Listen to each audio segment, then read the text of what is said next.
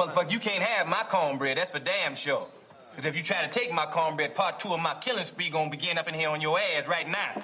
If you think about my cornbread, get the taste out your mouth. That's for damn sure. Now fuck him, fuck that, because I'm from New York City, goddammit. Nobody take no cornbread from me. That go for you and any other you motherfucking farmers wanna try some shit. You fuck around with me, it's gonna be consequences and repercussions.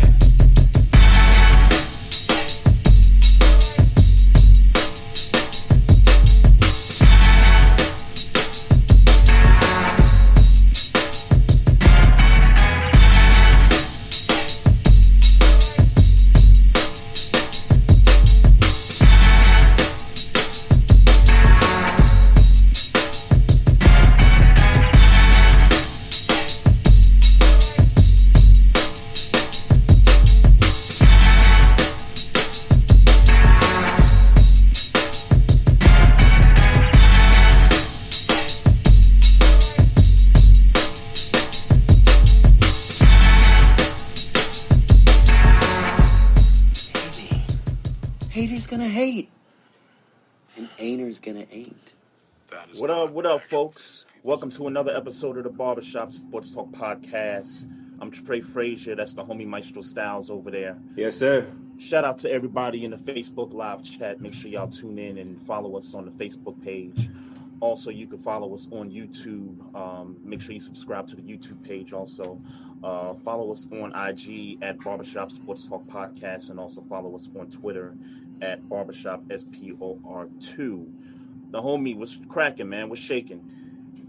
Ain't nothing, man. Just ready to talk sports, man. Ready to talk some sports. We're getting to get out with the whoop bam bam and lamb. No doubt, no doubt. So I do. What's good with you?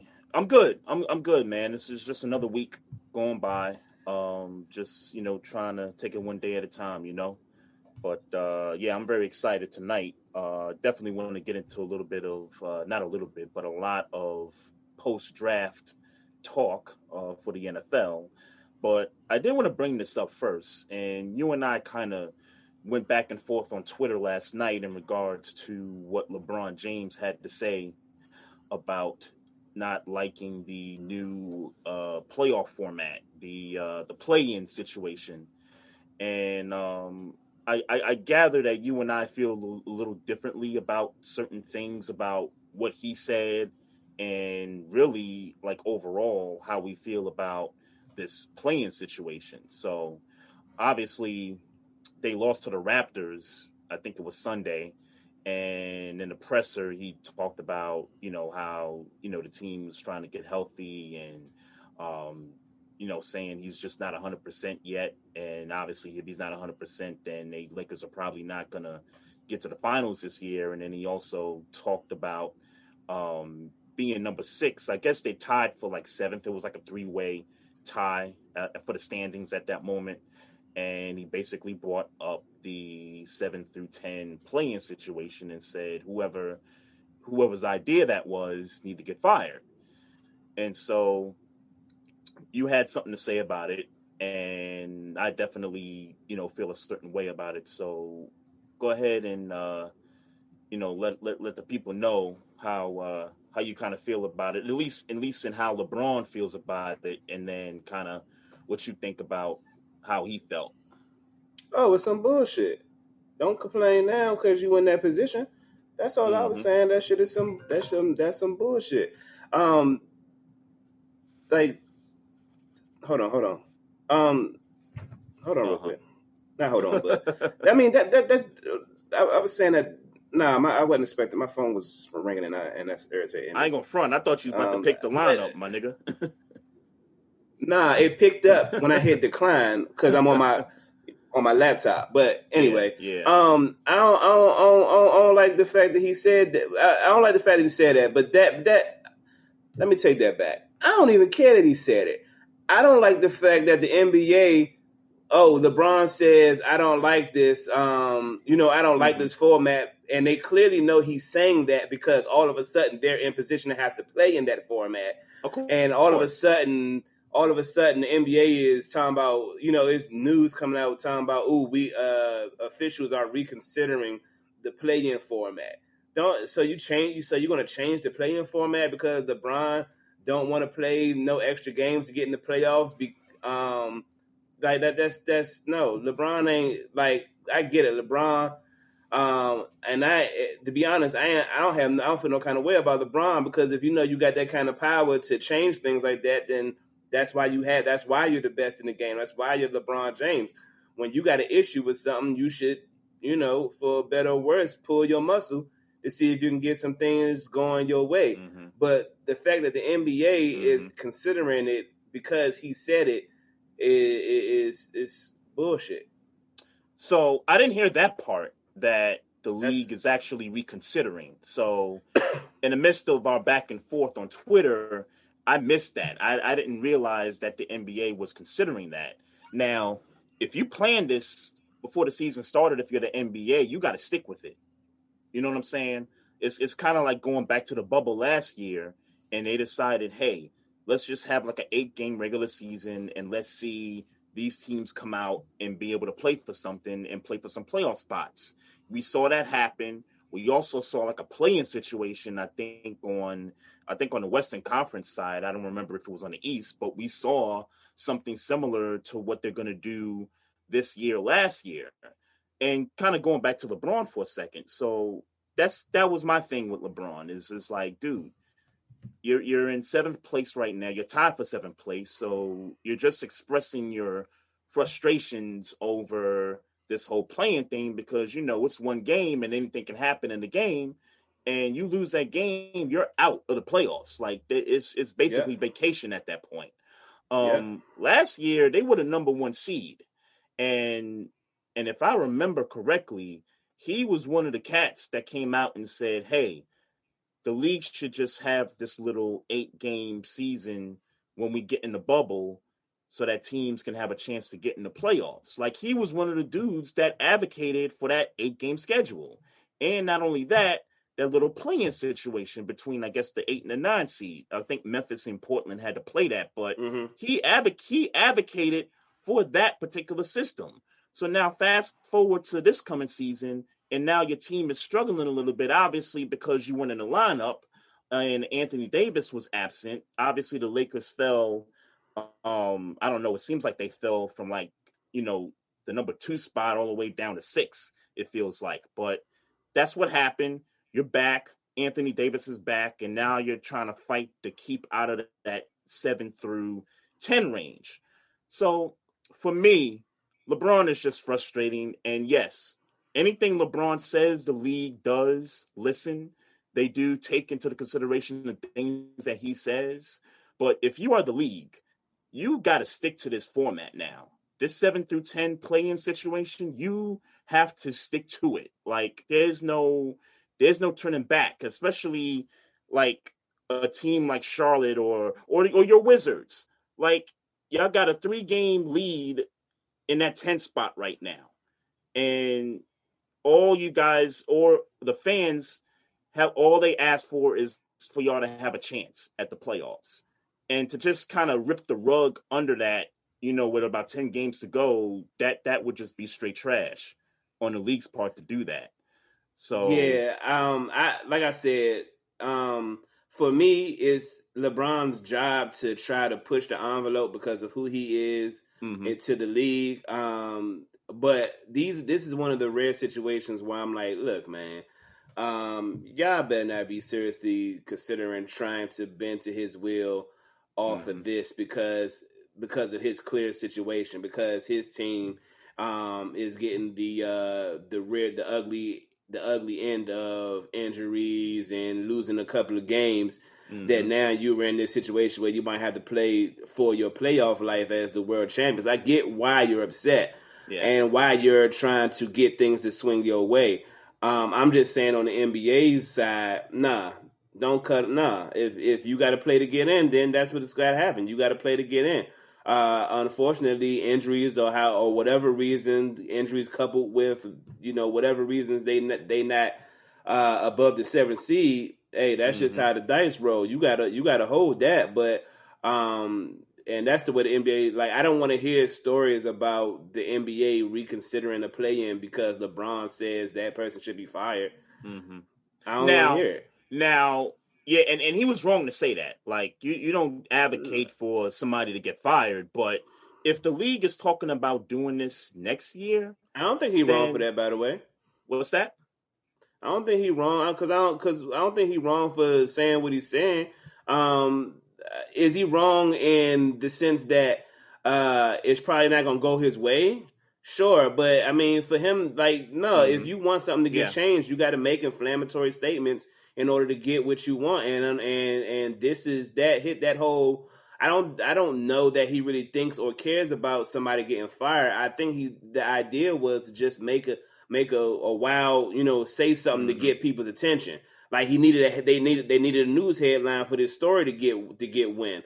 So Right. so that's what he said. It's easy to just be a little extra with your words when it don't really mean that. And it was just to get my point across. I want this rule changed, and I want it changed ASAP because I don't want to have to be in a play-in situation.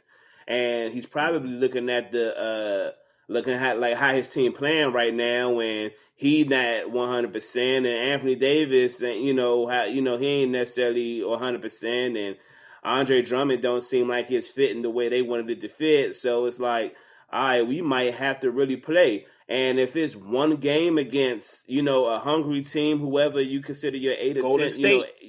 If it's Golden State, yeah. we could look at the champions not making the playoffs. So and that's a problem. That's a problem for LeBron. I mean, that's a problem for any world championship team the next year that might get put out of the playoffs, play for it all game in the playoff. I mean, the regular season. Of course. I still of the opinion that, and yeah, of course you got to say something controversial, but I've Let's be heard clear, him they're say, not firing anybody behind. I know, behind I LeBron. know, Okay. I know, but I don't. LeBron has said a lot of things not that inflammatory, and the league has listened, and they've kind of taken into consideration what he said. I'll say this about the Lakers themselves, and I may have mentioned this on an occasion or two as far as what this could do for LeBron's legacy if he were to come back. Will this team through the Western Conference playoffs get to the finals and actually win it? LeBron, this is your moment right here. Like people in this league still say you are the best player in this game. People still say that. Now Kevin Durant's doing what he's doing out east, so there's always going to be that debate. But niggas are still saying, LeBron, you the best player in this league. And if I'm the best player in this league, you know what? Let me go out there and prove it. Let me come back to my team. Let's get ready for these playoffs. If we a 6 seed, let's go. Let's do this. Add something to the legacy. And I know you and I differ on that, but I think if he were to will this team right now, if they were a 6 seed, or better yet, if they was a 7, like if they were 7 and they had to play the one playing game to lock the 7 up, and then go on a run and maybe upset the Utah Jazz, if you want to call that an upset. Go in the second round, knock off the Clippers, get to the conference finals, take the Suns out, get to the finals, and then beat up a Brooklyn Nets team that most likely will have all their stars back. That's legacy right there. Like that would be like one of the greatest runs in NBA history if you were to do that. Like that's that for me, for LeBron, and I'm not sure if this is his mindset or not, but that's got to be the mindset moving forward at this point. Ain't no time to be trying to ain't no time to be thinking about trying to get the league to do this with 10 games left. Now if the league wanted to do this next year and say, okay, we thought about it during the offseason, we're not going to do this anymore, then I can understand the league doing that. But if you're going to pull the rug from these teams that are in these 8, 9, 10 spots right now and they're playing for something, then that's just wrong. That's just totally wrong. But I did want to ask you though, like just on a personal level, how do you feel about this 7 through 10? Because I kind of feel a certain way about it in the sense that it's more basketball to watch. I think these teams are gonna, get up for the moment and, they're gonna put it all out there on the floor. So for me as a fan, I actually like it. No, I mean, it's cool, I guess. I don't feel no way about it. I mean, look, for me, and look, and I know I'm saying this while my team sits at the 10. Mm-hmm. 3 games up.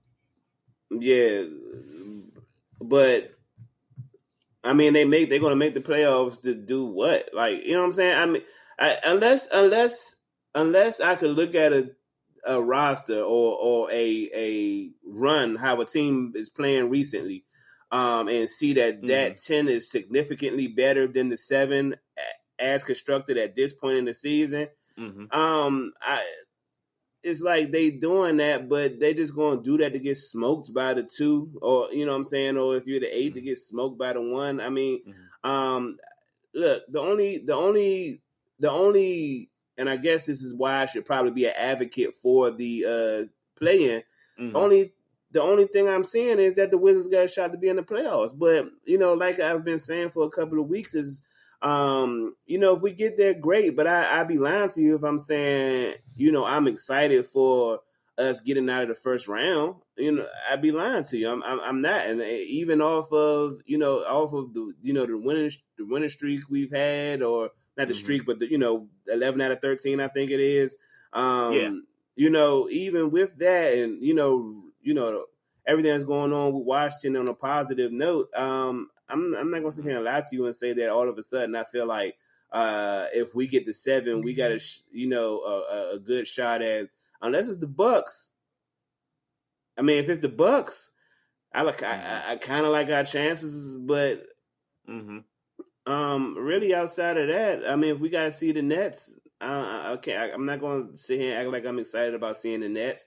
Philly, if I had to, I'm not excited about seeing Philly.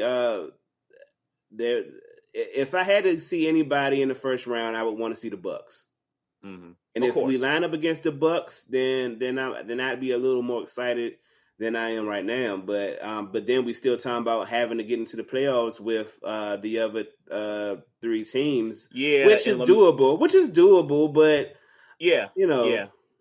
I would feel more confident if we had a more consistent season throughout, and and it was more than Bill and I can't even say it's just Bill and Westbrook. I'm not gonna say it's just them. It's other people contributing, but of course. I'm just not excited about this team because it's going to solely be based on can we outscore everybody. Yeah, and I get the defense is terrible. I would just ask the question, and you're right with those teams that are like 7, 8, 9, because Melo Ball came back, which I wasn't expecting. So Charlotte's going to be somewhat of a problem if any of those teams had to face Charlotte in that play-in game. And then you still got the Heat, and I know the Celtics and Heat have kind of been, 6 and 7, kind of back and forth. And so, God forbid, y'all run into the Celtics, that's going to be a challenge just to, make the final 8. You know what I'm saying? I mean, but I'd rather see the Celtics than the Heat. Of course. But I'm just saying that things don't look well for as good as we're playing in the past 15 or so games. It doesn't look that great for us getting into the playoffs, and I hope we do. Just I would love to be in the playoffs, just to say, hey, I'm in the playoffs. What team don't want to be in the playoffs? Yeah, because I was going to say my question really was going to be what were the Wizards' expectations coming into the season? Because I know what my expectations once the Westbrook trade happened, it was playoffs, right? I mean, yes, in short, yes. But we didn't play. Are we talking top 4 seed, or are we talking? I had them. I think I had them as a seed? 6. I think I predicted them as a 6 or a 7 seed at the beginning of the year.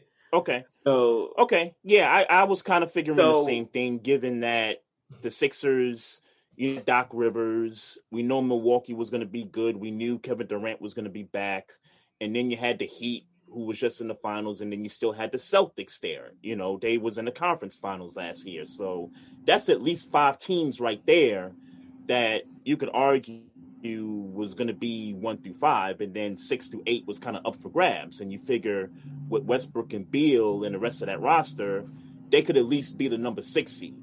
So I'm with you in a sense that was sort of like the expectation, for the season, and then obviously, the defense is bad.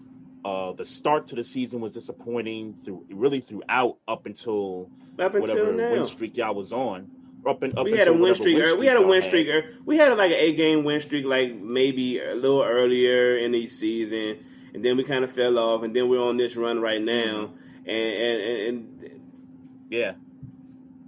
but I Yeah, mean, like I said, I don't know what to say to it. I don't know what to say to it, whether it's they found their stride or whether it's just the schedule. I don't know neither do what I. to kind of attain it to. But all I Neither know do I. is that they're 3 games up on the Toronto Raptors in the 10th spot, and with Yeah, about but 10 you're still games to talking go, about but you're still talking about the 10 that's spot. comfortable.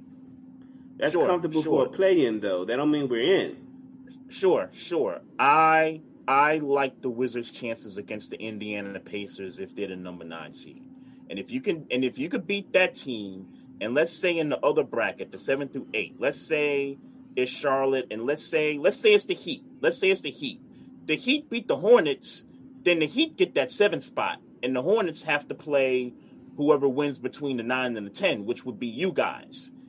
And if you're telling me I got to get through Indiana and Charlotte just to get to the 8 seed, I like my chances right there. If I'm a Wizards fan, Yeah, even with LaMelo Ball coming back, like I'm saying, it's just like I said 2 weeks ago or whatever. It's just a lot. It's a lot to hope for. Not saying it can't happen. It's just a lot to hope for. I'm not going to get excited until some of these things start to happen. Yeah, I mean, you got to be at least excited for the game. At least excited for the game. At least when it approaches. No, I don't. Especially when I have bigger expectations of the team this year. I don't have to be excited for it. Gee, what kind of fan are you? I'm not excited. I'm not excited. That don't mean I don't root for them. That don't mean I don't want them to get there. But I'm not excited about them getting there. I'm not. Jesus Christ, dude, live it up a little bit. Why? All right. And let's be clear. When if in fact it happens, y'all got Bradley Beal and Russell Westbrook, and the Indiana Pacers don't. The Charlotte Hornets don't. I'm fully aware of who we had, but that's the reason why I thought we was going to be a 6 or 7 seed, and this wouldn't even have been a conversation, right? No, I mean that's true. Bradley Beal been playing out of his mind all year. Based off of that, they are short of expectations. There's no question about it. They're short of that. So, but I think them getting, if they were to get to the 8 spot, if they get through these 2 games and they finally get themselves into a playoff series, I think at that point it's okay. We made the playoffs. Granted, it wasn't a 6 seed. I'd celebrate. I'd be happy. We made the playoffs after everything that's happened this season, the bad defense, the slow start, and then the win streak, and Russell Westbrook dropping 20 dimes and, getting 20 boards and all this stuff. Like, yeah. Like, at that point, you got to be like, okay, we here now. We here now. I'd be happy. I got my jersey. Look, as much as trash as I'm talking, I got jerseys coming in. So let's be clear. I'm to say you better have jerseys coming in, bro. I'm ready. Oh, it's not. Well, it's not play. It's whatever. I got Wizards paraphernalia coming in whether we make the playoffs or not. Let's be clear on that. I'm not gonna sit here and pretend like I'm excited. Because I'm letting you know right now. You about to eat some Knicks. You about to eat some Knicks. The Knicks gear is coming, brother. You getting a Julius Randle? I don't want to hear. What's good? You getting a Julius Randle? What's good? Are you getting a Julius Randle? Julius Randle. Yeah. I'm gonna cop the Julius Randle. I'm gonna cop the Julius Randle. It's just, I mean, it's just t-shirts. I didn't order a jersey yet. It's just t-shirts and stuff. But yeah, man. I feel really good. Like I think yesterday they said they clinched a winning season. For the first time since the 13 team with Melo and those guys. So So yeah, shout out to the Knicks, man. 4 seed right now, sitting really good right there. Got a promising first round matchup with the Hawks. Like I really like my chances there. If we face them, then I really like our chances to get to that second round, and we just see what happens after that. But based on expectation, we were only going to win like 20 games or something like that. I think even lower than that, I think was the expectations, and we've just been kind of shattering all those expectations and just kind of shattering those predictions. And so at this point now, and again, if it's the Hawks that we get in the first round, anything less than a second round appearance would be disappointing. Now, if we had to go up against the Heat in the first round, then it's like, ugh. Because we've had a tough time with the Heat this year. Like, both teams play good defense, but it just seemed like Jimmy Butler time. They got Jimmy Butler. Right. Yeah. And our guys are still, trying to learn how to close games and stuff. So, but yeah, I would love that Hawks Knicks first round, just to, I feel really confident right there we can get to that second round, and we'll see what happens from there. So shout out to the Knicks, and Stephen A is just beside himself. Yeah, I thought you was gonna eat up the Knicks like he was this morning. Nah. Yeah, he's going above and beyond, brother. He's talking about going up against the Nets, and it's like, bro, come on, man. I know you. You happy the Knicks is back, and and all that good stuff. But let's just calm down for a minute. The Knicks are not winning a championship this year. I'm going to save myself the disappointment for that. They're not winning a championship this year. So and let's first I'll let you bask in the fact that the Knicks are having a winning season. But it's one season. I mean, I'm not ready to sit here and say that this team is about to be, a top team in the East again. I'm not ready to do none of that. I'm not saying that either. Yeah, I'm just, that's what it feels like. The energy feels like now you hear stories about all of a sudden players want to come and play for the Knicks next year, and all this stuff. The culture, the culture has changed. Yeah, right. And look, if there's anybody to do it, with all of the off court, office people they brought in, and Thibodeau has done some franchises good. So, I mean, it's not to say that he couldn't come in and do it. Yeah. I'm just saying it's early. Yeah. I'm just saying it's early for the sake of... I would agree with that.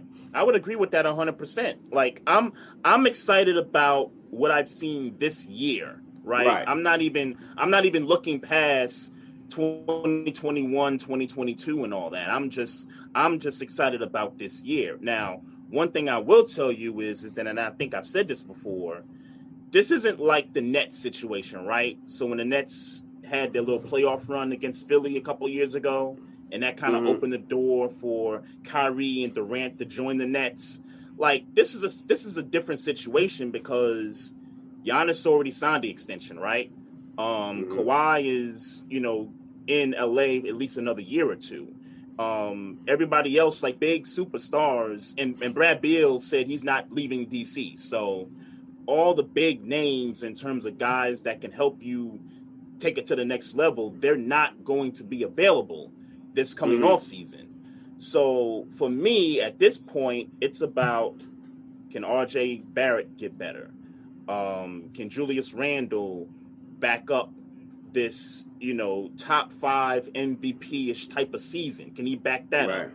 It's about Emmanuel Quickly and his development. It's about those guys, those young, pretty much it's those young guys, because we know the vets. We know Rose is probably not going to be on the team much longer. We know Taj Gibson's not going to be there, all the old vets, but particularly the young guys. Can this young group, build themselves up to be, a top team in the East? Maybe they don't need a superstar. Maybe RJ Barrett becomes one. Maybe Emmanuel Quickly becomes one. Maybe Julius Randle, steps his game up even more.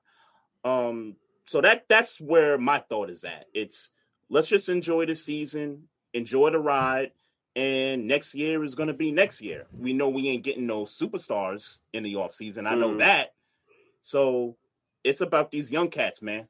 That's where I'm at with it. I hear you. So I guess we wouldn't be a sports podcast if we don't have the Russell Westbrook conversation for the second week in a row. So he comes off this 20 rebound, 20 assists, triple double yesterday against the Pacers, which was a shootout, which looked like an all-star game by the score. And the conversation of, Scott Brooks went on and said there's Magic Johnson and then there's Russell Westbrook. While I can't agree with that, I can't disrespect Allen Iverson. I can't disrespect Isaiah Thomas. Oscar Robertson. I mean, we didn't see the guy play. I don't pretend. I don't pretend to put Oscar Robertson in the best point guard conversation. Not me. If there's somebody who does, that's your business. That's your list. I'll put him there, despite the fact that I've never seen him play. But people speak highly of Oscar Robertson, so I won't do that because I haven't seen him. I haven't seen him play. I haven't even cut on YouTube and watched him play. Meaning, it's a lot of old cats that I wasn't here to see, but I watched and see them play. I know why he is who they say he is. Mm-hmm. But I'm not going to put Russell Westbrook up there. But where in your mind he's got to be a top 5 point guard at this point in history. In the history of the NBA, Isaiah Thomas, Magic Johnson, Allen Iverson, and a lot of people like to classify Allen Iverson as a 2, but the dude was a point guard. So who does that? Huh? Who does that? What, to classify him as a 2? Yeah. I've heard cats on TV say that he's played the style of a 2 guard. I guess is more of a way to phrase it, but he's a point guard. He's a point guard. I've never heard that. He's a point guard. Okay. He's a point guard. Yeah, he's a point guard. But people, I've heard people try to say that he plays like a 2. So, but it's those three. It's those 3 for me, and I got to put CP3 in there. And then it's probably Westbrook. I mean, if you're talking about the 5 best, I don't know if Chris Paul is there for me. Whoa. I'm leaving out a name, John Stockton. I can't leave John Stockton off that list. He was the all-time assist leader. I can't leave John Stockton off the list there. So I can. If you wanna take Chris Paul off for him, then that's fine by me. But my five for me, Magic, obviously, Isaiah, Iverson, Westbrook, not in no order. Not in no order. Let me make sure I say that. Westbrook and Steph Curry. Okay. I can't imagine. CP3 is a good point. Like he knows how to play point guard, like IQ wise. He knows how to play point guard. Yeah. But I mean, he improves teams. I think that's important. He wherever he goes, he improves teams. I can't leave Steph Curry out though. Steph Curry, we know what Steph Curry do. It's no need to keep laying it out. We know what he do. Now, if you want to keep, assist numbers, okay. If you could put Allen Iverson in your top 5, you could put Steph Curry in your top 5 because Allen Iverson wasn't a high assist guy either. So career wise, he wasn't a high assist guy. No, sure. I just think that leaving off the career assist leader is, I think that's criminal to. In my book, it's criminal to leave off a guy that leads, all time in assists. So But that's the assumption that only thing a point guard does is assist. yeah, it was that back in the day, and now the position has changed a lot with Iverson and Steph Curry coming in, and even Russell Westbrook. The position has changed. It's more guard oriented now. So you got guards not only getting players involved and setting them up for shots. You got guards that are scoring off the dribble. Guys scoring and creating their own shot. So it's changed over the years in terms of the position. If I had to pick my top 5 point guards in no order, it's Magic, it's Isaiah, it's Allen Iverson, and I mean you threw Steph out there, and I was like, ooh, how can I forget about Steph Curry? I'll go Steph, and then I'll go John Stockton. That would be my 5 you left right now. So you don't got Westbrook in there? I don't got Westbrook in there. Yeah, I don't got him in there. I mean, call me a prisoner at the moment. I think Russell Westbrook's got to be there. Mm-hmm. Now my list may change. Sure. I mean, obviously, we're talking about right now. Yeah, my list may change, but I want to get a shout out, and let me go to the chat room on Facebook Live. Shout out to Facebook Live. Brian Williams, aka H-Rap B, and we got the Chief Rocker Jersey Vern up in the chat. What's happening? But H-Rap B, he actually sent me a text, and he threw out 2 names, point guards, that is, Jason Kidd and Gary Payton. Love Gary Payton. Not amongst those names. Mm-hmm. Not amongst those names. And Jason Kidd, I mean, with respect, I still remember the half court tap behind the pass joint, but not amongst those other names. Nah. Like who do you take out? Who do you take out for those guys? Is what I'm saying. Sure. I would. Chris Paul. Let's be clear. Chris Paul doesn't make my list, so I wouldn't phrase it that way though. I wouldn't say not amongst those names. I would just say not in my top 5. No, I'd say not amongst those names. Really, Gary Payton? Doesn't belong at the table. Yeah. You're saying Gary Payton doesn't belong at a table with Magic? If there's only 5, Johnson.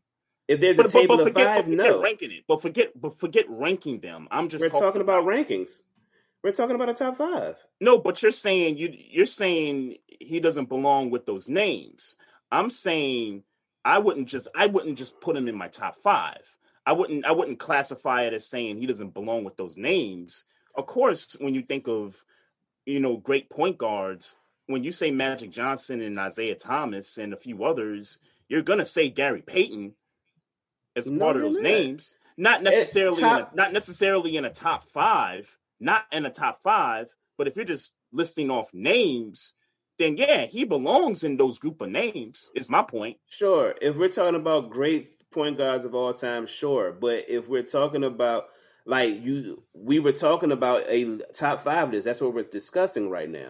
So if we're discussing a top 5 list, no, he don't belong at that table of a top 5 list. So to answer H-Rap B's question or to rebut his suggestions, no, they don't belong in that discussion. They don't belong in that discussion. I mean, with those.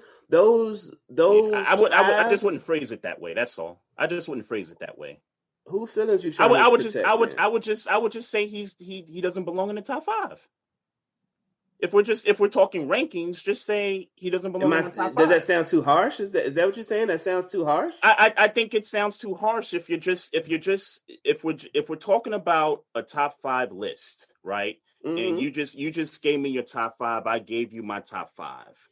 Mm-hmm. I wouldn't dare say that Gary Payton doesn't belong with the list of names. I would just say he just doesn't belong. He just doesn't go in my top 5. To me, that kind of sounds harsh. But when you just throw out, if you're telling me, hey, give me a list of great point guards, Gary Payton's a part of that list. Magic Johnson, sure. Isaiah Thomas. But that's a different conversation, though. Of course, and that's my point. And that's my point. But if you're asking me to be specific to a conversation, I'll acknowledge that you think I'm being harsh. I don't feel like I'm being harsh at all. If there's a list that's of really what it 5, comes down to. That's yeah, really if what there's a it list came down of to. 5, there are certain people that don't belong in that discussion of 5. If I'm being honest with you, and there you I don't go. think John Stockton belongs in that conversation of best 5. Yeah, I would. Yeah, I in terms of top 5, I would list those people in my top 5, and then honorable mentions. Right, like there's always that term. Yeah, but that's right? that whole participation Yeah, award Gary shit. Payton is an Nah. honorable mention. That's that whole James What's that? Harrison participation. That's that whole participation award shit. And like, nah, I mean, let's be clear. I don't mean disrespect when I say what I say, but if you're asking me to make a hard line in the sand, who are the top 5, or who are my top 5 point guards of all time, I'm not giving out honorable mentions or participation awards unless it's really that hard to, like, those 5 legit revolutionized the way the game was played. I mean, I understand that people thought that Russell Westbrook's spot would have been Derrick Rose's spot before the injury, but what happened. Got Sure. Derrick Rose was injured, and Russell Westbrook carried on that style of point guard play, and he's the best dude at that style of point guard play. We know what Steph Curry has contributed to the game, to the point guard game. We know what Magic, obviously. Yeah. Isaiah Thomas and Allen Iverson. Those dudes, these are cultural cats that just happen to play point guard. That's a whole nother, you know what I'm saying? Like, with respect, Gary Payton played the point guard role very legendary. Same with Chris Paul. Same with Rajon Rondo. Right, like, and I think you're leaning towards my point too. Like, there's the 1 through 5, right? Those are the guys that are legendary. Those are the guys that set trends. They revolutionized the game and things like that. If you had to extend that list, right? Let's say it's not top 5. Let's say it's top 10, and you go 6, 7, 8, 9, 10. Like, sure. There's no, like, the drop off from 5 to 6 is really this. You know what I'm saying? Like, the drop off from 5 to 6 is that.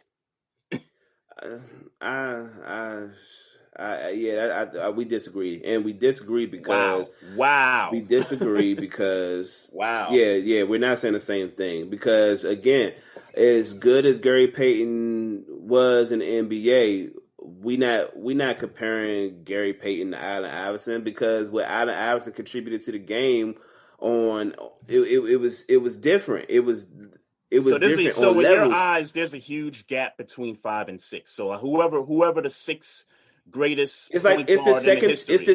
It's the second tier of greatest point guards ever played, but it is the second tier. No, sure, I get its tiers. I'm talking about talent level. I'm talking about changing the game a bit. I'm saying, like, I don't think the gap is this. You know what I'm saying? Okay, but I don't think it's this. Like, it's okay. So then I guess we kind of come in the middle then, because I just it's the second tier from the first tier. I just think that to come up with a top, and really for anybody, I think to come up with a top 5 point guards of all time list, I think that's a challenging list for most folks to come up with, right? I don't think so. I would think that's a more challenging list to come up with. You think it's easy? You think it's like a night? I think those 5. I mean, my opinion. I think those 5 are the 5 best, and again, with no disrespect to CP3, with no disrespect to Gary Payton, no disrespect to John Stockton, and some of the other great point guards. Kidd. Yeah, certainly no disrespect to Jason Kidd. But I don't think they're in the same Steve class. Nash. We forgot to mention Steve Nash. I'm not saying he's top 5. I'm just saying, when we're talking about great point guards, Steve Nash belongs in that list of great point guards. He's in that list 100%. I mean, if you want to go back there, I mean, that for me, that's where the Oscar Robinsons come in. That's where the jury. What's the old cat? The Laker cat. West. Not Jerry West. Or Elgin Baylor. You talking about? Whoever I'm talking about. It slips me right now. But okay. All right. I say that to say that it's just there. It's just different. And if you have to separate, if you have to say top five, you have to draw the line top five, and those dudes are cultural. It's on and it's on and off the court. You got to respect that. That is right. It's on and off the court. It's cultural. It's not just on the court. I respect your list in this regard, that each of those guys that you mentioned in your list, they've played in different eras. So it's not like it's a group of cats that was from the 2000s and beyond. You know, it's not like it's a set from, you know, the late 80s, early 90s, that kind of a thing. You know, Magic was 70s into the 80s, Isaiah the same thing, and then Steph and AI and Westbrook, they're the more modern generational point guard. So with that regard, I have respect for the list on that front. Well, I'll say this in response. That's just, I mean, look, if I saw Oscar Robertson, you know, if I looked at highlights or games on YouTube and came to that conclusion, then I would put him there. But what I've seen, and I didn't watch every single game. You know, I couldn't even regurgitate to you the games I watched of Oscar Robertson. But what I can say is that it makes sense that while he was great in his time, Magic Johnson had that to build off of. Yeah. Players should be getting better as the years go by, because tactics and things change. We had their mistakes to kind of rectify as they were kids. Like when Oscar Robertson was doing whatever he was doing, Magic Johnson was a youngin' watching him come up. You know what I'm saying? So at that point, he get to see, coaches get to see, that was something that we can change about how Oscar Robertson played the game and put it in Magic's game, and then all of a sudden, Magic Johnson's Magic Johnson. In that same respect, Russell Westbrook, and I'm not saying Russell Westbrook is better than Magic Johnson. I'm just saying that he could look at what Magic Johnson did and find ways to improve on it. Right. You know what I'm saying? So we should, as time goes on, players should be getting better. Players from the 90s should be able to beat players from the 50s and 60s. Of course. And just, players from the just by theory.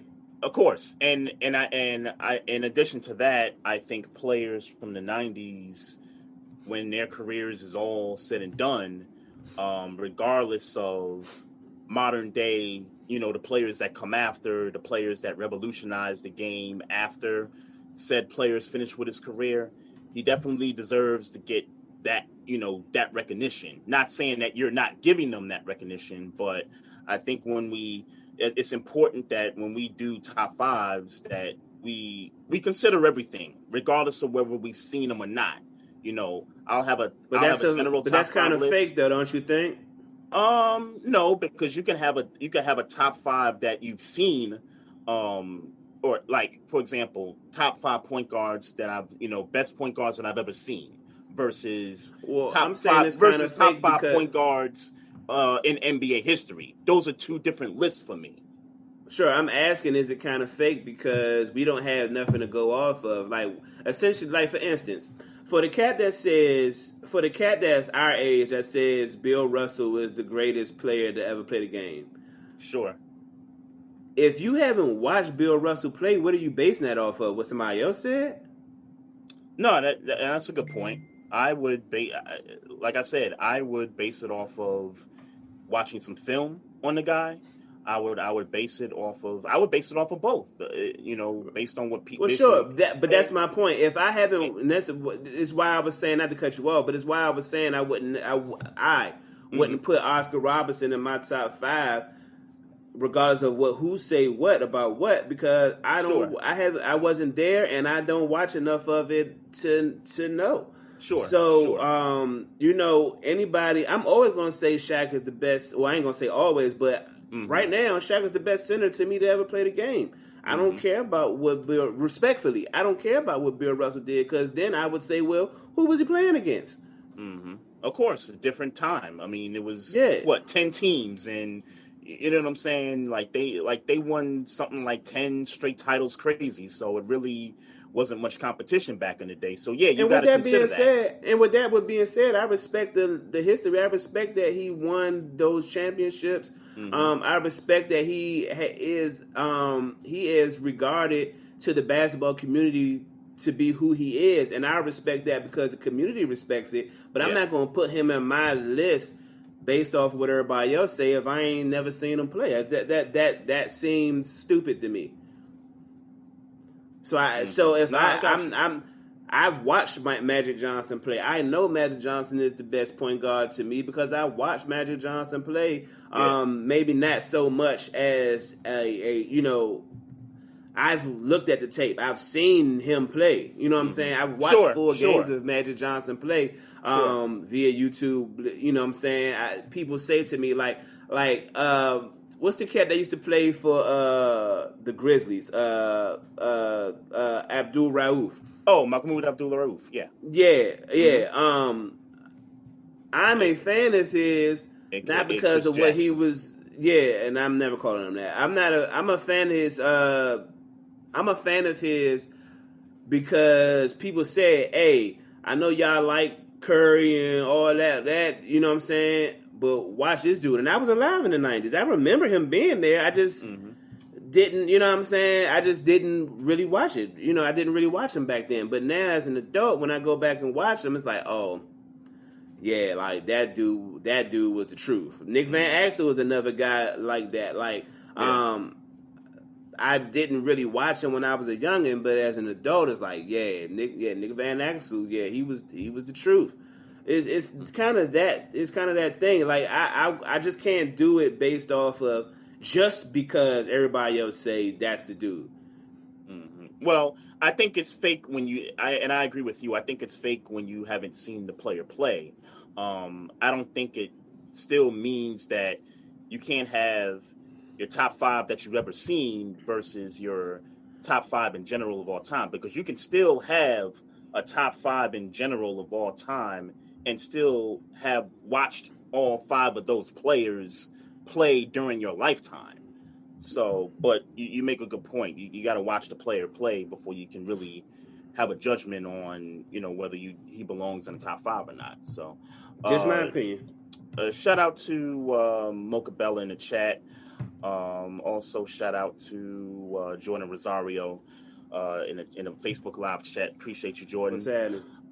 Nuggets is winning the finals this year. No, the Nuggets are not winning the finals. They're not going to the finals. Let's just put it like that. I remember having that conversation where we was like, man, they might do it. They, maybe they got a shot. That's out the window. That ship has sailed. That ship has sailed, brother. I'll be honest with you, bro. If it's a 6-3 matchup between the Lakers and the Nuggets, guess who I'm picking? I would have to pick the Lakers. Yeah, like it's not even hard for me, right? Yeah. I mean, MVP Jokic and all. Like he could win the MVP this year, and I wouldn't care. Where does Russell Westbrook? I meant to ask this when we were talking about Russell Westbrook. And I guess we're still kind of in the conversation. Where does Russell Westbrook rank in the MVP conversation this year if the Wizards make the playoffs?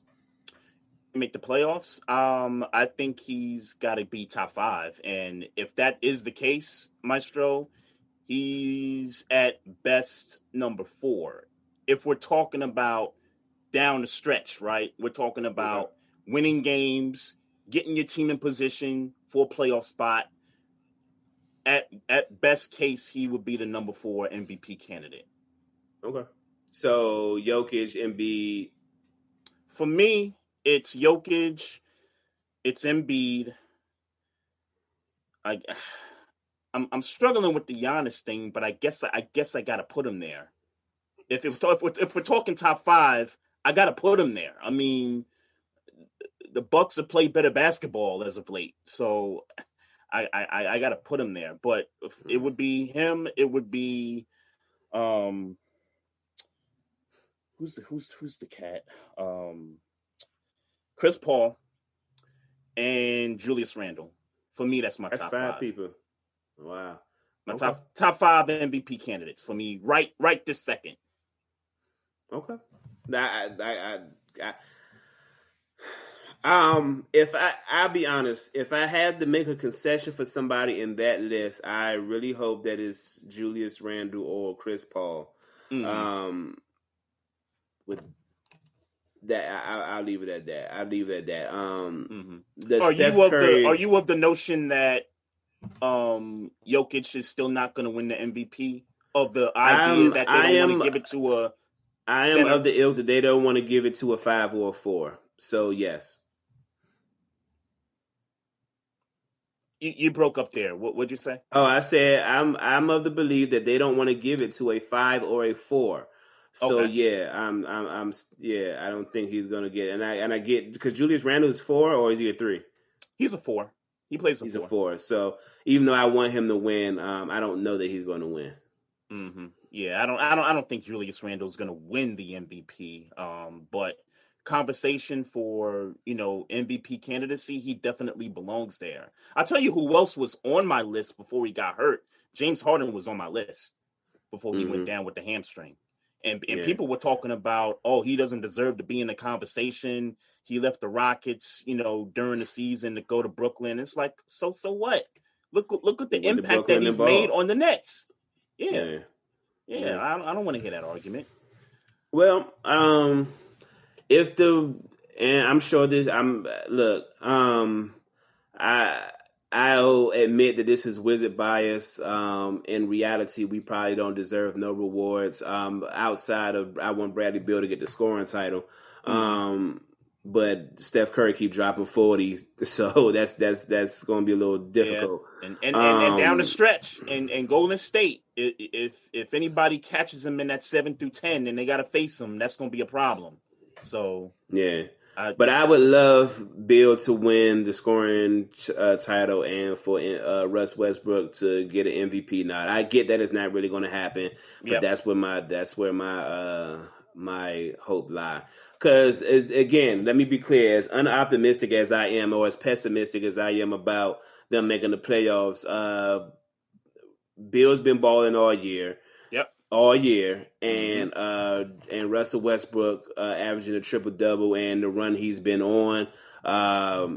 Look, man, he don't got to play. He don't got to lay another stat down. He's averaging a triple double right now for the year. I like y'all's chances against Indiana and Charlotte in those 2 games. I mean, look, I don't want to. I don't want to rehash that. It's my eyes. No, I'm not asking you to. I'm just reiterating. You gotta love the chances there. I'll just leave it at that, brother. So I guess we gotta talk about Aaron Rodgers again. I know we discussed it a little bit on IG Live last week, but there's been some things that have kind of come up since then. Now he wants the general manager fired. Before he decides, okay, I'm gonna stay now. I guess for me, and we had that poll, and I got to check the results of that poll. I know the Niners were kind of in the lead there, but it seemed like it was Niners Broncos kind of neck and neck on who people thought, the team that would, trade for him.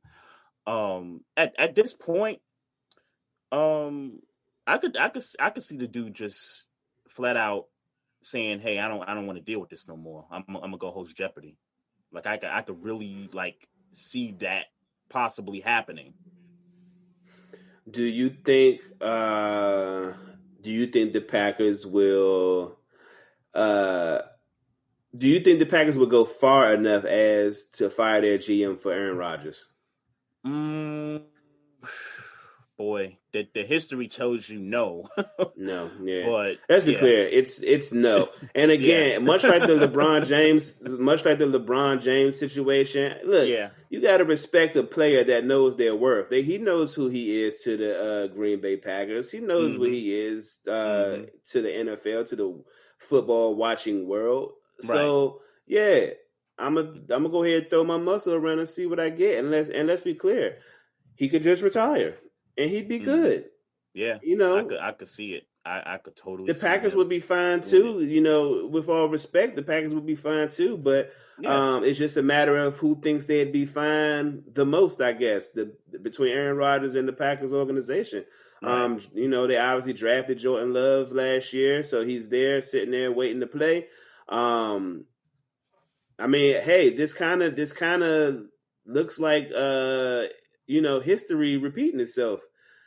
When you talk about how the Brett Favre saga in Green Bay. Mm-hmm. Mm-hmm. Yep. Yeah, so I mean, as far as I know, the same ownership group is there. So why would they do Mm-hmm. anything And you different know what that for ownership Aaron group Rodgers? stuff, right? It's just shareholders.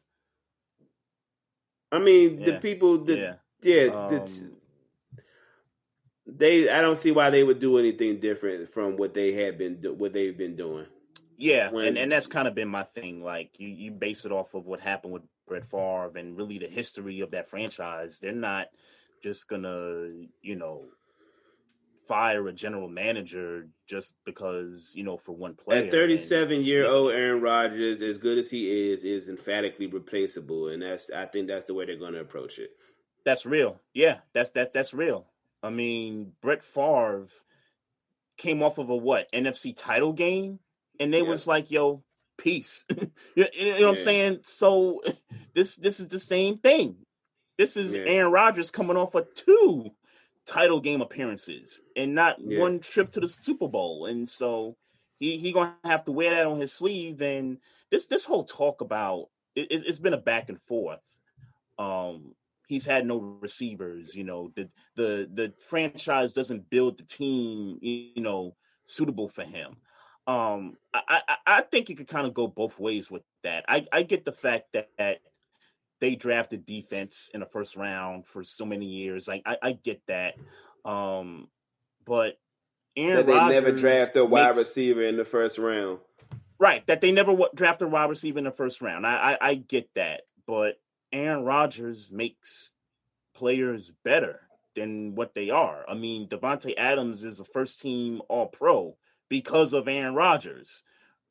Jordy Nelson was, if I'm not mistaken, a second team All Pro because of Aaron Rodgers. Like all these guys, Greg Jennings, Donald Driver, I know he's played more with Brett Favre than Rodgers, but all those guys that have kind of came and gone, like those dudes had their best careers. Jimmy Graham, all those dudes had their best careers with Aaron Rodgers, Well, and Jimmy it's Graham is because of having his him. best career with Aaron Rodgers, but Yeah, you're right. Jimmy You're right. Graham, It was more yeah, so with the Saints. It was more so with the yeah, Saints. You're right. But my point is um, that but imagine most it. And I'm sorry to cut you off, but as good as he made those players, and that's true. Imagine if they would have drafted a DeAndre Hopkins. Imagine if they would have drafted some of these first right. round talent receivers, and then we're Hmm. talking about, and then you're talking about something else. I mean that Maybe top Super flight wide Bowls. Maybe receiver, Super yeah. Bowls. Yeah. That top flight wide receiver might have been the difference, and that's Maybe Super Bowls. Yeah. Yeah. yeah, that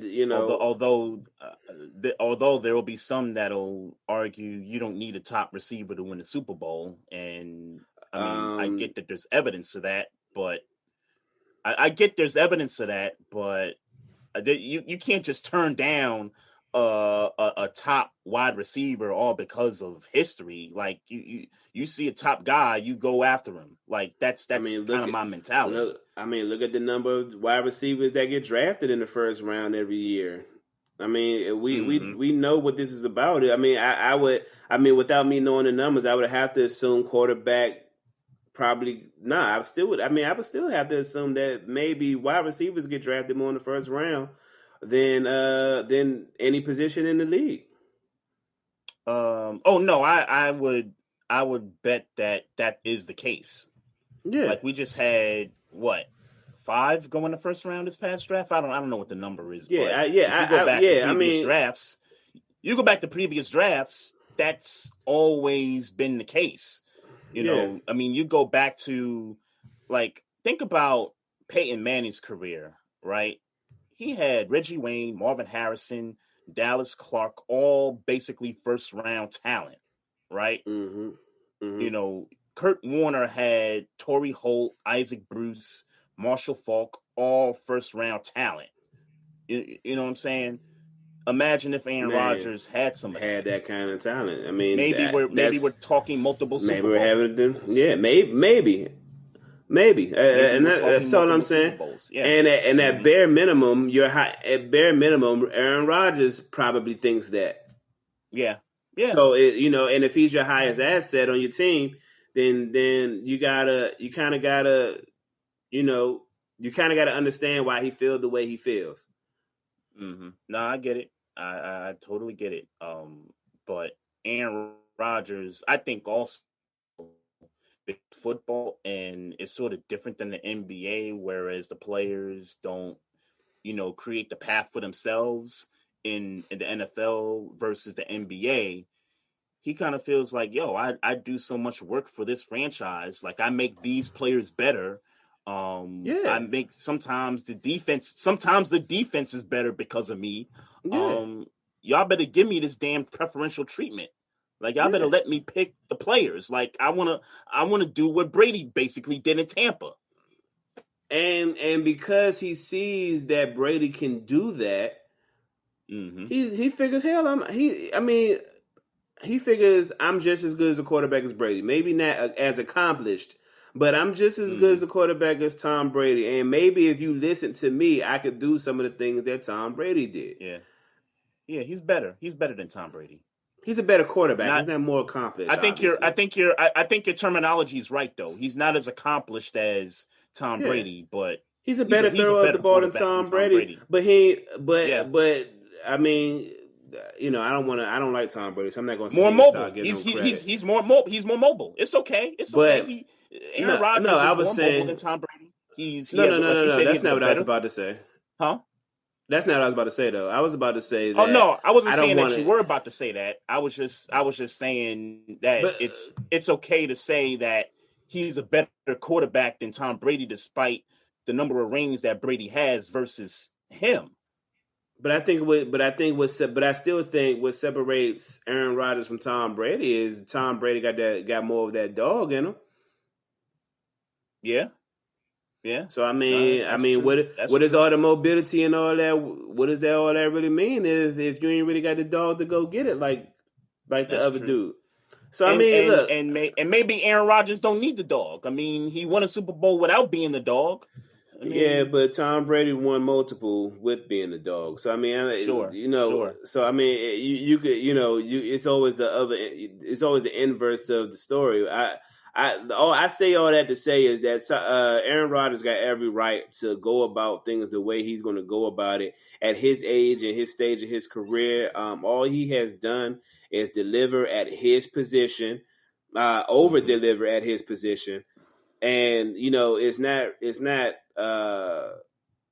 different. It shouldn't be all this, and people ain't really. I don't see people really killing him for. I seen Terry Bradshaw say something stupid, but I ain't never really cared for Terry Bradshaw, no way.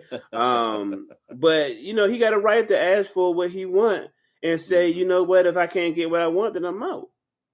Yeah, he got a right to do that at his age and his stage of his career. Like he did everything for the Green Bay Packers.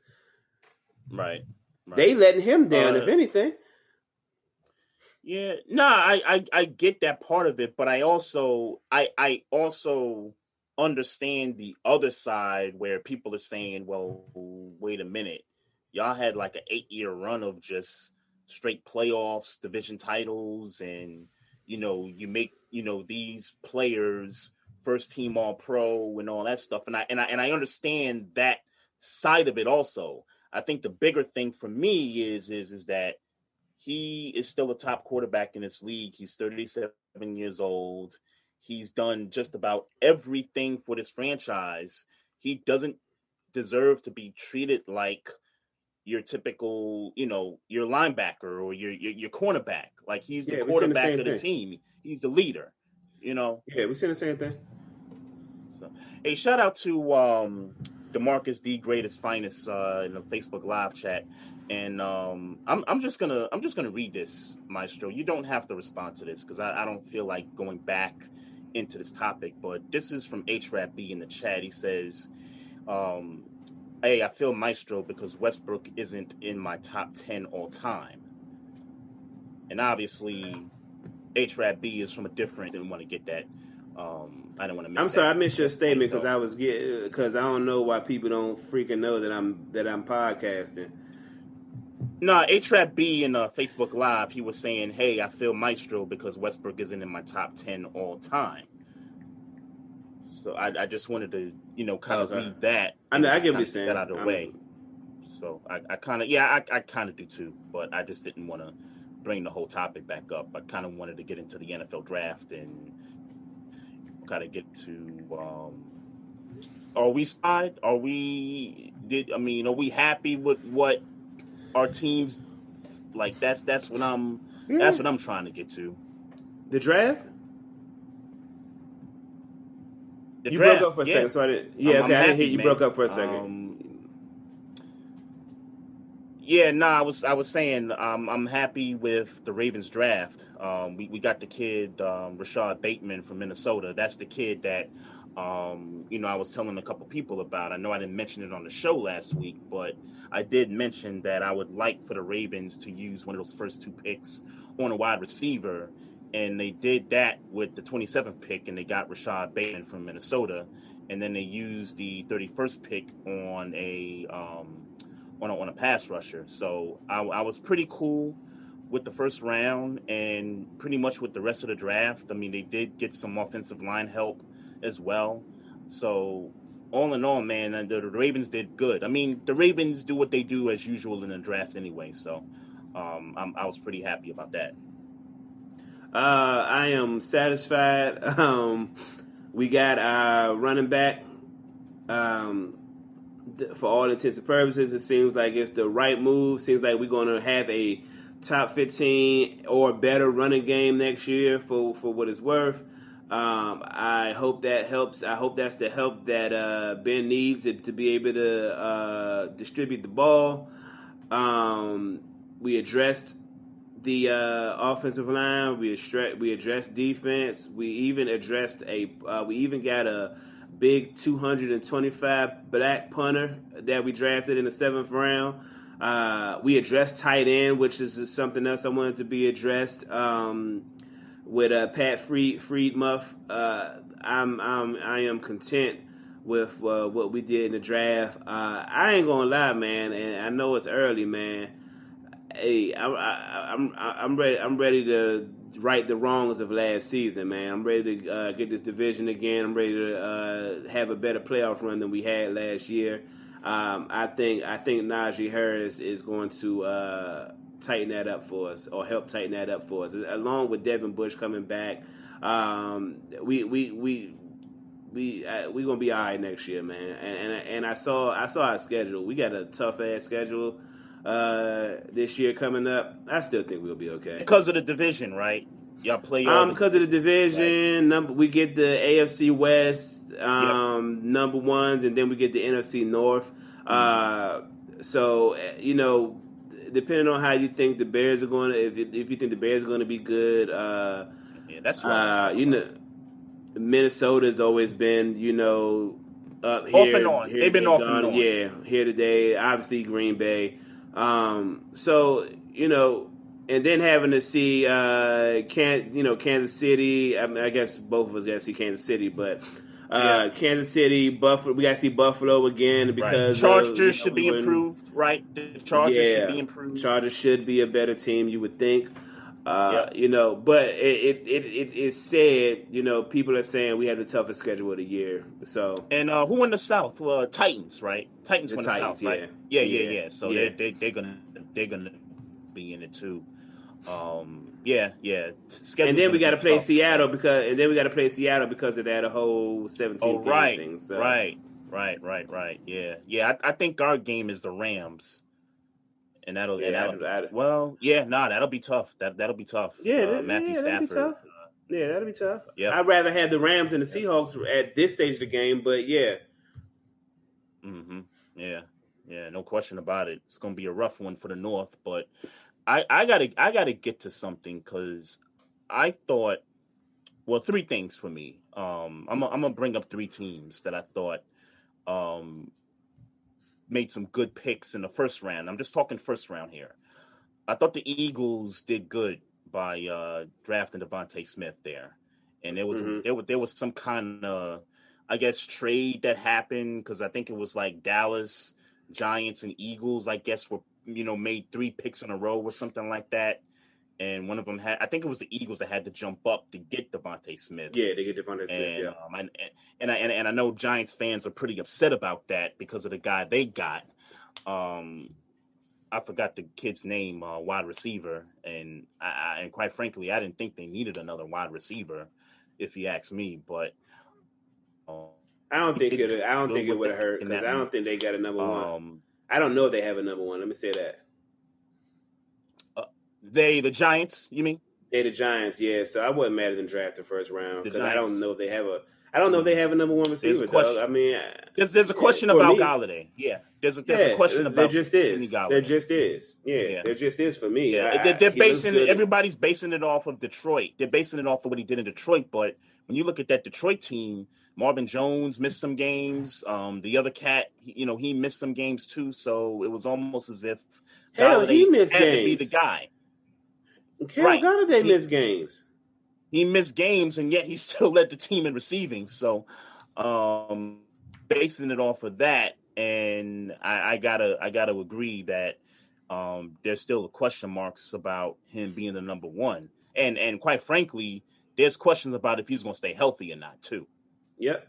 If I'm a Giants fan, I'd be worried about that.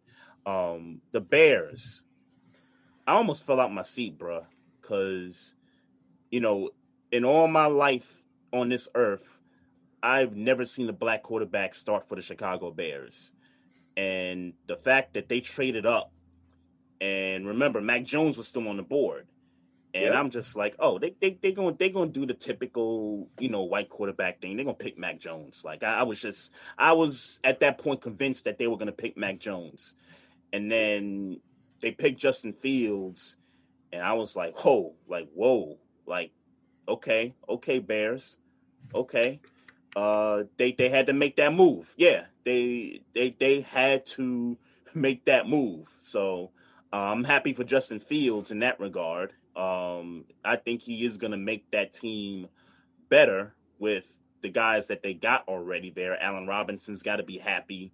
Anthony Miller and David Montgomery's still there. I don't think Tariq Cohen is still there. I think he got traded, but they still got talent on that offense, and that defense has definitely got to be pumped up that they could finally say, hey, this franchise finally found we'll see how his career plays out, but at least we know they at least got a spark.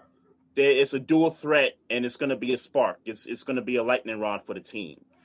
And then I got to say the Jets, and and we on this podcast we pick on the Jets from time to time, but with their first 2 picks and really the third pick that they made, they were right in getting Zach Wilson. I think that was the one that was not a surprise from everybody, aside from the first 2 picks, Zach Wilson, and then Trevor Lawrence went number 1 to Jacksonville. But the Jets had to get their quarterback, and then they go out and then they get an offensive lineman. So you got to protect your quarterback. They needed some help there. And then they go and they get, I forgot the kid's name, the wide receiver. I forget the guy's name, but they definitely had a really good 2 rounds with the picks that they made. And, I think Joe Douglas, did a pretty good job there. Now it's really all about Robert Saleh and his football team, starting to build a good culture and starting to, get back on the winning track. It's been a while since the Jets have actually won, but it's at least it's an A in my book on the Jets. Like you said, Zach Wilson was, expected. Everybody offensive. I'm not hip on the offensive lineman. Or the receiver, so I'm not gonna say pretend like But I guess if you're talking about franchise shifting moves, I mean, you get a quarterback, you get a wide receiver, you get somebody to protect the quarterback. Those are the things that you should take care of if you're trying to turn a franchise around. The Jets didn't have a terrible defense last year. I think they just had a terrible team. So there's that. I like the fact that the Jaguars got even though they had a good rookie running back last year in James Robinson. I like that they got Travis Etienne to go side by side with Trevor Lawrence. I like that they did that. Anything you could do to help make that number one draft pick, the guy that you're kind of banking your franchise success on, you want to try to do anything you could do to try to make him succeed. Some familiarity does help. So if I have to pick out anything in the first round besides the obvious, some of the obvious, like us pulling off Najee Harris, I'm that's a good move for me. Yeah. That pretty much was it for me, man. If I had to pick a loser of the draft, I thought the Bengals picking up what's his name from LSU. Forgot the cat's name already, just like that. I think personally, and not that I'm rooting for the Bengals because I hate the Bengals, but Joe Burrow he got his ass beat in the pocket last year, and he tore his ACL because his offensive lineman, wasn't protecting him. They needed offensive line, and I get that they addressed that in the second round, but the fact that they didn't get that tackle from Oregon, and he was still on the board, that was like the top, offensive lineman, the top tackle in the draft, highly prospected or highly renowned. They went ahead and went offense there, and it's like, do the Bengals really need another wide receiver? Like they don't need another wide receiver. Who's their number one receiver right now? Who they got? Tyler Boyd. Who's not a number one? Not John Ross. John Ross isn't there anymore. They don't have no wide receivers. I gotta look up that roster because I'm pretty sure they don't have a number one wide receiver on their roster. I'm 100% confident in that. It might not be a number one. It might not be a number one, but it's not like they have anybody to spread. Like they don't have any wide receivers. I should say this. I don't think that was a weakness for them last year. Let me put it that way. I think their weakness was Joe Burrow. Yeah, I totally disagree with that. I don't disagree in the sentiment. Line or the pick. You mean? I think that was a good pick. And again, much like I said for Trevor Lawrence and Travis Etienne, Joe Burrow is familiar with this wide receiver. I think that was a good move. And it's not like, and again, I get, you probably got the premier guy from Oregon, but I mean, it's not like they didn't address the issue. I think they addressed it in the second round. I give them that. Yeah. So for me, why not get one of the better wide receivers in the draft that's familiar with the quarterback? That's Jamar the Chase. Jamar Chase. That's familiar. That's familiar with him. And do it like that. Help him be more comfortable. Bringing some familiarity. I'm with the move actually. I don't think that. I certainly didn't think about what was the worst. Who had the worst first round draft. I didn't even cross my mind. But there wasn't a lot of candidates for that. I'll be honest with you. There wasn't a lot of candidates for that, but the Bengals pick just kind of stood out because, we watch the Bengals because we play them twice a year, and we noticed that they have a glaring weakness at offensive line. So for me, it was just like, oh, there's a tackle who's the best of the group. That's your dude. Like that was just, for me, if it was me, I would have took the tackle. And I wouldn't have looked back either. I wouldn't have regretted it. Yeah, I'm not mad at Jamar Chase though. I'm not mad at bringing a top flight wide receiver in that's familiar with Joe Burrow. I'm not mad at that at all. Yeah, and it's not that Jamar Chase can't play. I know he can ball. Like, I mean, he may come in and be their number one receiver. Sure. It's nothing against him. I just look at it from the standpoint of, what do you need so that you can protect your quarterback? I mean, the dude, tore his ACL. You don't want that guy to, come back and get knocked around the same way. So that's kind of where I was at with it. There wasn't a lot of candidates for who had the worst draft, really. It's just the Bengals stuck out more. Yeah. So, shout out to everybody in the chat room, Facebook Live. Appreciate everybody. Nothing else. You broke up. All I heard you say was, "Oh, so did you." All I heard you say was, I was saying, I was closing out the show here. I just want to make sure you didn't have anything else to bring up. No, man. Yeah. Except man. I did find out that Ocho Cinco is gonna be in a fight this weekend. Yeah, he's going to be on the undercard for the Mayweather undercard. Jake Paul or Logan Paul, whoever he's fighting. Ocho Cinco is supposed to be on the undercard. Mm-hmm. Shout out to him. Shout out to everybody in the Facebook live chat. Appreciate everybody. Also appreciate everybody on YouTube Live. Make sure y'all continue to follow the show on YouTube, on our channel, also on our Facebook page. Also follow us on Instagram at Barbershop Sports Talk Podcast. Also follow us on Twitter at Barbershop SPOR2. And if you got questions or comments about the show, you can email us at barbershopsportstalk1@gmail.com. So if you got nothing else, man, I'm going to just wrap this thing up and head downstairs and get some grub, man. I'm hungry. All right. Well, lucky for me, I ate before the show. Had a healthy spinach salad with some salmon, man. So I'm good. I'm going to edit this podcast up for the listening pleasures tomorrow. I'm good, baby. No doubt. Y'all have a good week, and we're going to be back next week with some more sports talk. Happy Mother's Day to all the mothers so that would have passed by next episode. So I just want to say it now. Yeah. Happy Mother's Day to everybody. Peace.